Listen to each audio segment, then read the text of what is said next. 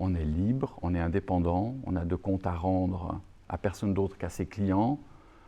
Et cette liberté est quelque chose d'extraordinaire et que ça en vaut la peine.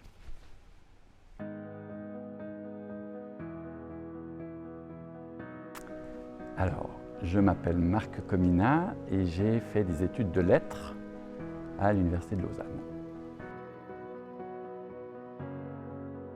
Quand j'étais étudiant, on m'a préparé à tout sauf à devenir entrepreneur. C'était une option qui n'existait pas. Le fait d'avoir avec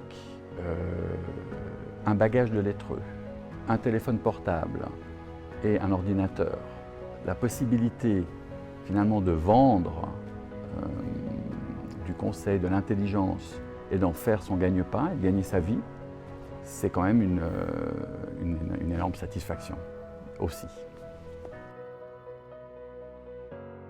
On ne peut pas décider de grand-chose. Une grande leçon que je vous donne à mon âge, c'est qu'on ne peut pas décider de grand-chose et qu'il est faux de vouloir anticiper trop.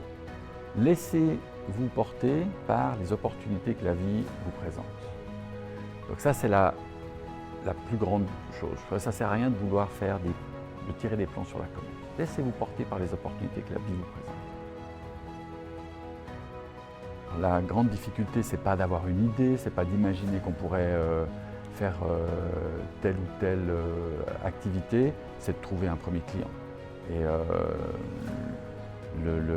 beaucoup d'idées s'arrêtent parce qu'elles ont l'air super dans votre cuisine et puis en réalité ça n'intéresse personne d'autre que vous et peut-être les quelques amis avec lesquels vous en parlez. Donc il y a une sorte d'emballement faux sur quelque chose qui ne répond pas à une demande du marché, puis ça s'arrête là. Donc trouver le premier client, c'est la plus grande difficulté, et j'ai eu beaucoup de difficultés à trouver un premier client. Le marché existait, mais si je n'avais pas eu de la chance, je n'aurais jamais fait cette activité.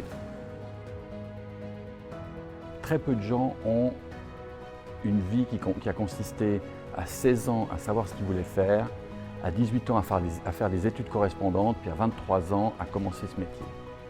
Ça existe, tant mieux, mais c'est totalement l'exception. Il n'y a rien qui tombe tout seul, mais je ne sais pas si on peut vraiment avoir un plan de carrière avec des objectifs qu'on voudrait atteindre. Il faut bien faire ce qu'on fait à chaque moment de sa carrière professionnelle et puis attendre que des opportunités nouvelles se présentent. Ne vous posez pas la question de savoir ce que vous allez faire. Posez-vous la question de savoir quelles sont les portes que vous êtes prêt à ouvrir. Quelles sont celles que vous êtes prêt à poursuivre comme projet. Je dirais, il ne faut pas se décourager parce que les difficultés sont inévitables, nombreuses. Rien n'est facile.